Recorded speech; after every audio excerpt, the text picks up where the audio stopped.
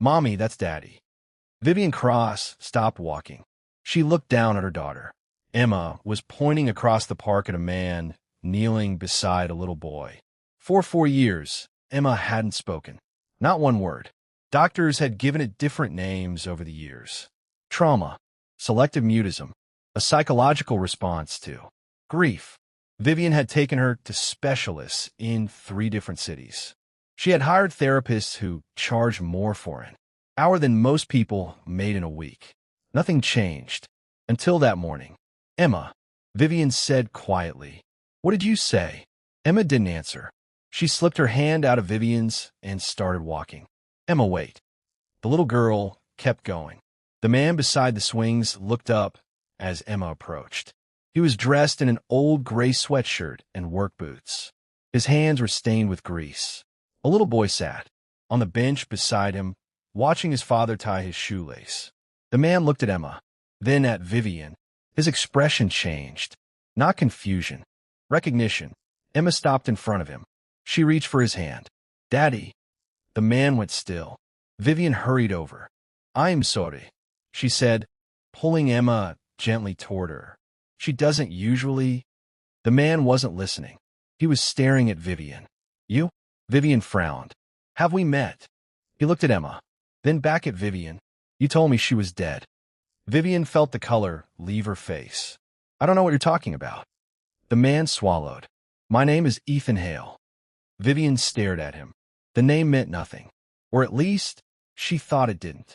Ethan looked at Emma one more time. She remembers me. Then he took his son's hand and walked away. Vivian watched him disappear through the park gates. She looked down at Emma. Who is he? Emma said nothing, but she was smiling.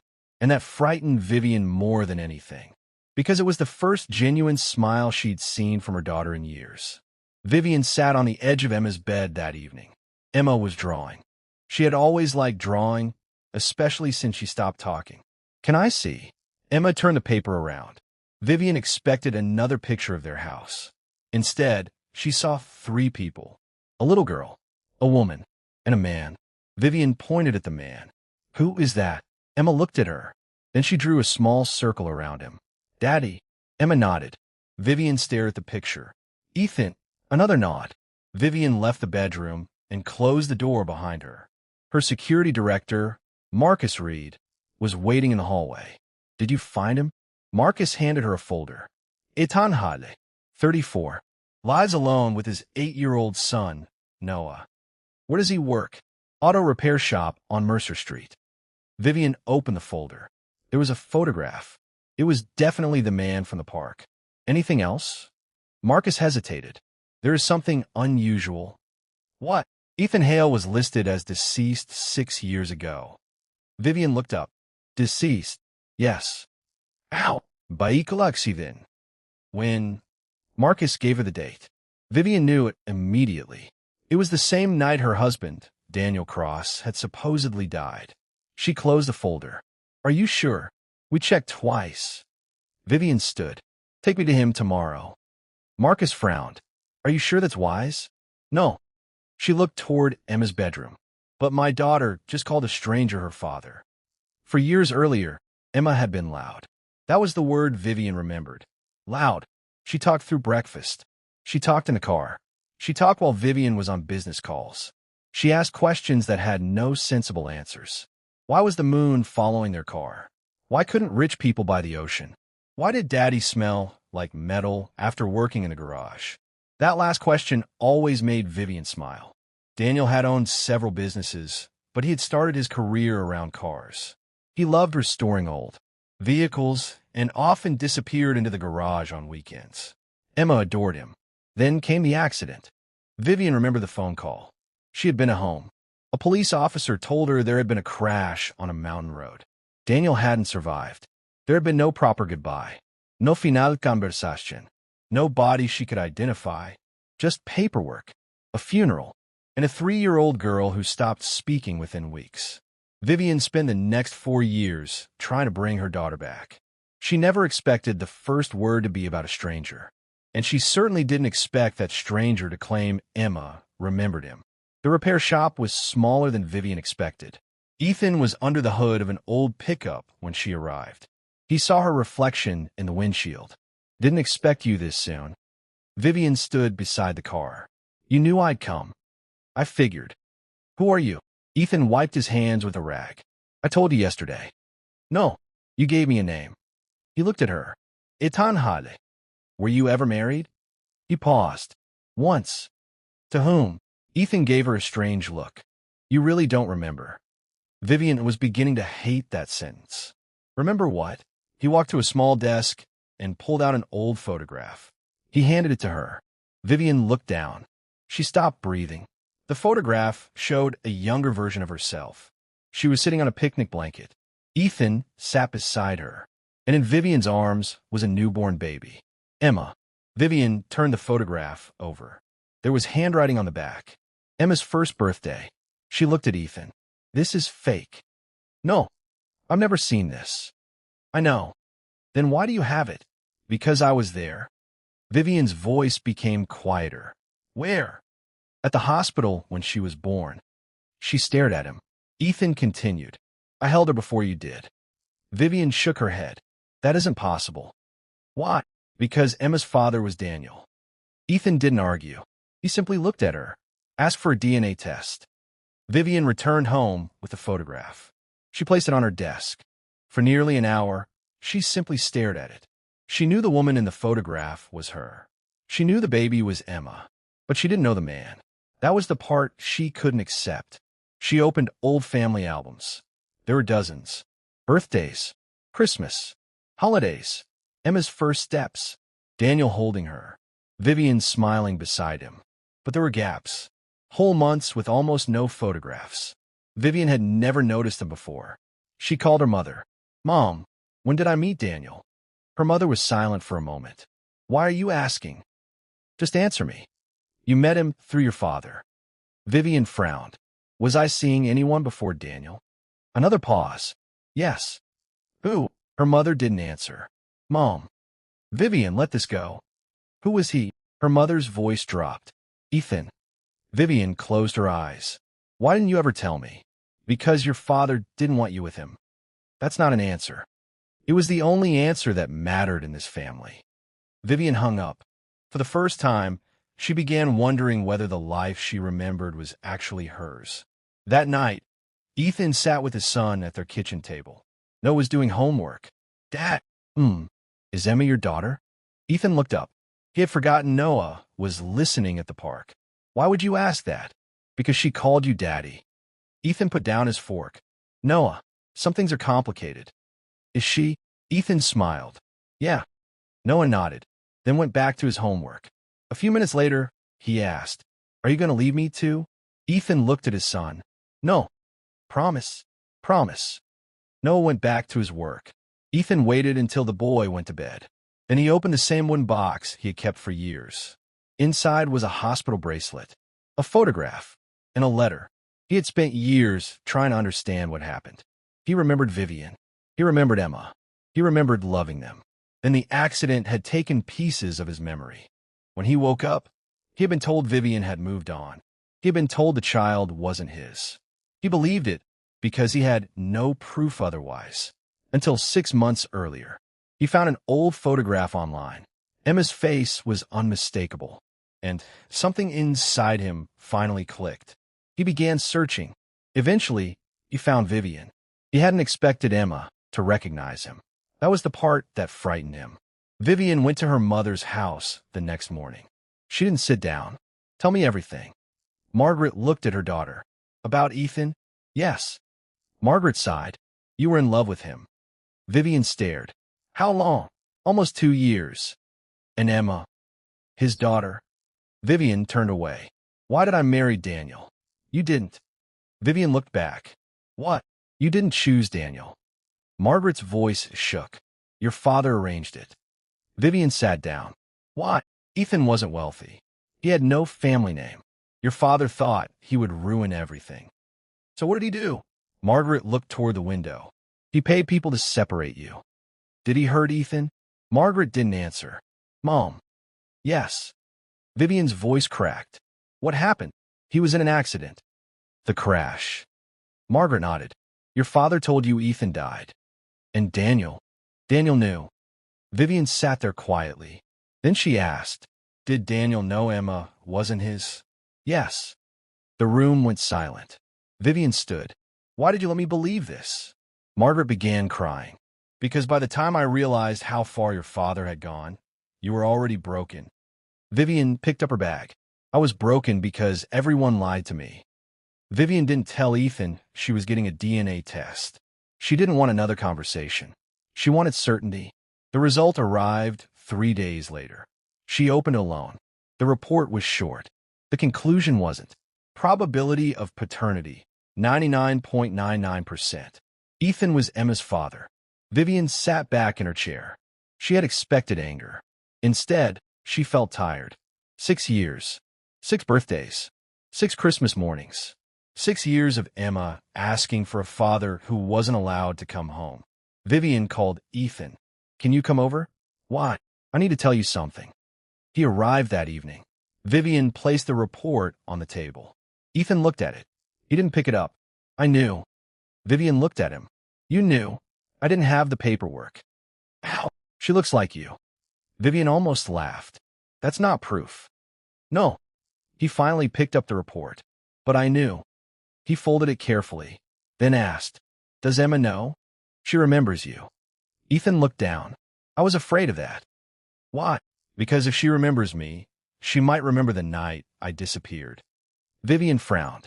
What happened that night? Ethan looked at her. I don't remember all of it. Ethan remembered fragments. Zen, a phone call, Vivian crying, a car following him. He had been driving toward Vivian's house. He had discovered that Daniel was moving money through one of Vivian's companies. He planned to tell her. Then a vehicle came up behind him. It hit him once. He regained control. Then it hit him again. His car left the road. After that, nothing. When he woke in a hospital, his memory was damaged. A man introduced himself as a lawyer representing Vivian. He told Ethan that Vivian didn't want to see him. He told Ethan Emma had died. Ethan had asked for proof. The lawyer showed him a funeral photograph. It wasn't Emma, but Ethan was confused. He believed it. Months later, he left the city. He started again. Years passed. Then, one day, he saw Emma's photograph. He knew immediately. She was alive. He told Vivian, yes. And you didn't know I was alive. No. Ethan looked down. Then somebody wanted both of us to believe the other was gone. Vivian nodded. That person was my father. Vivian sat beside Emma that night. She didn't mention Ethan. She simply opened the drawing book. Can you show Mommy what you remember? Emma looked at her, then began drawing. A house, a car, a man. Then she drew a second man. Vivian recognized Daniel. Was Daniel there? Emma nodded. What did he do? Emma drew an X over Ethan, then wrote a single word. Go. Vivian felt sick. Did he tell Daddy to go? Emma nodded. Did you see Daddy get hurt? Emma stopped drawing. Her hands began shaking. Vivian immediately pulled her into a hug. You don't have to tell me. Emma buried her face against Vivian. After a moment, she whispered, Grandpa was angry. Vivian closed her eyes. What? Emma whispered. Daddy said he was taking me. That was enough. Ethan hadn't been running away. He had been trying to take his daughter somewhere safe. Vivian's father had died 2 years earlier. His private office had remained locked. Vivian had never wanted to go inside. Now she did. She spent an entire afternoon searching through old files.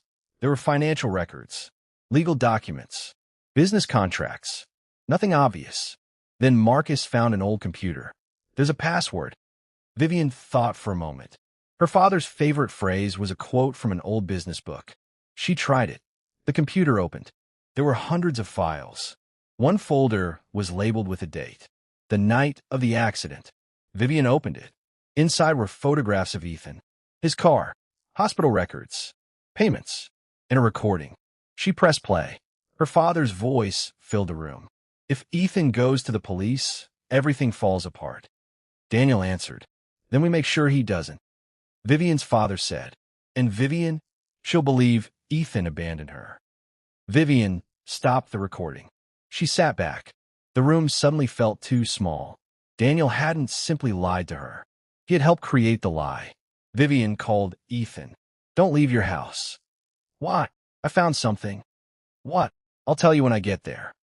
Ethan laughed quietly. You still give orders like that? Ethan, I'm serious. I know. The call ended. 20 minutes later, Ethan's neighbor called Vivian. There had been an incident outside the repair shop. Vivian drove to the hospital. Ethan was sitting on the edge of a bed with a cut above his eyebrow. He looked at her. You really need to stop appearing in hospitals. Vivian almost smiled. Who did this? I don't know. Are you hurt? I'm Fina. She looked at the blood on his shirt. You don't look fine. I've looked worse. Vivian sat beside him.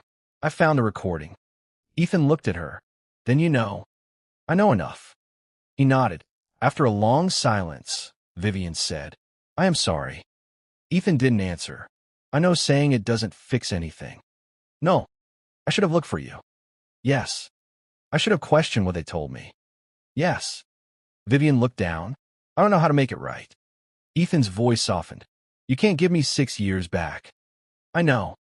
But you can make sure Emma doesn't lose another day. Vivian looked at him. That was the first thing he'd said that sounded like forgiveness might actually be possible. Not for her. For Emma. Daniel was living in the house Vivian had once shared with him. She walked in without calling. He was sitting in the study. He looked up. You're angry. Vivian put the recording on the desk. Daniel's face changed. You found that? Yes. He leaned back. You don't understand what happened. Then explain it.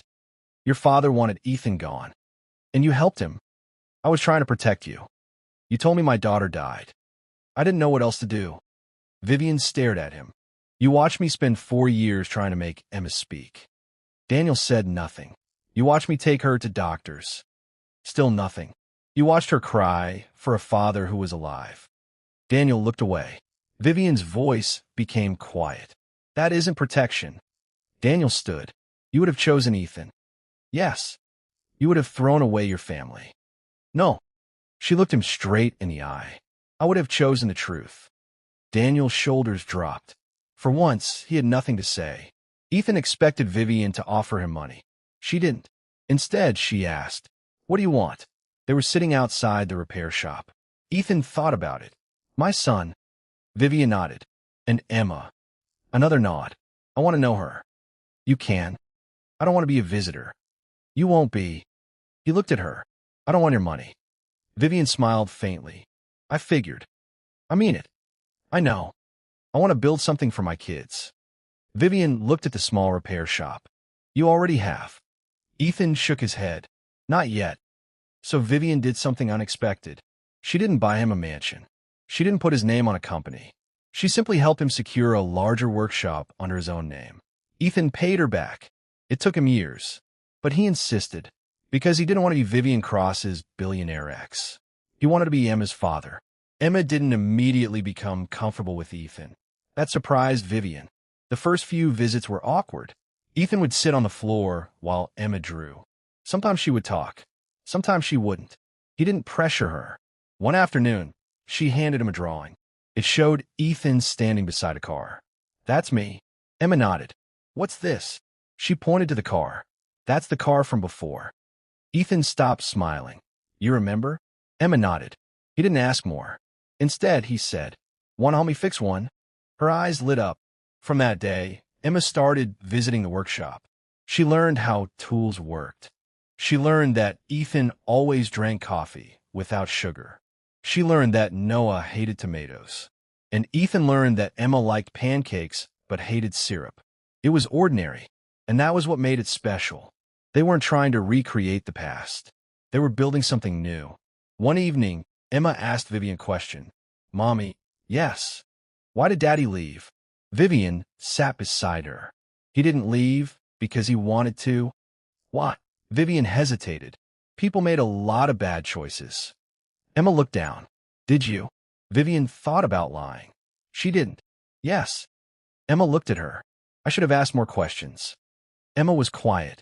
Then she took Vivian's hand. It's okay. Vivian smiled. Thank you. Emma leaned against her. Then said, Daddy came back. Vivian looked at her. Yes. Emma smiled. Good. That was all. But Vivian understood. Emma didn't need a perfect explanation. She needed her family to stop hiding the truth from her. Several months later, Ethan's workshop held its grand opening.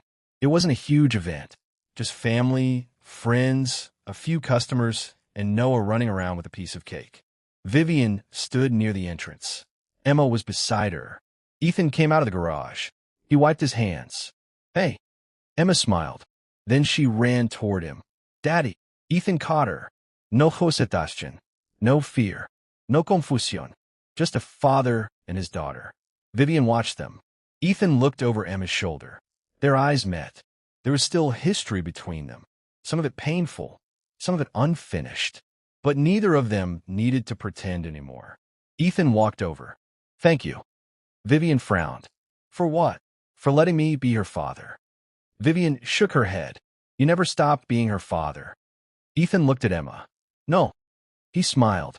"I just finally got the chance to act like it." That evening, Vivian drove Emma home. Emma sat in the back seat, half asleep. After several minutes, she opened her eyes. "Mommy." "Yes." "Daddy's home." Vivian smiled. "Yes, sweetheart." Emma closed her eyes again. Vivian looked through the rearview mirror. For years, she had thought the greatest thing she could give her daughter was a comfortable life.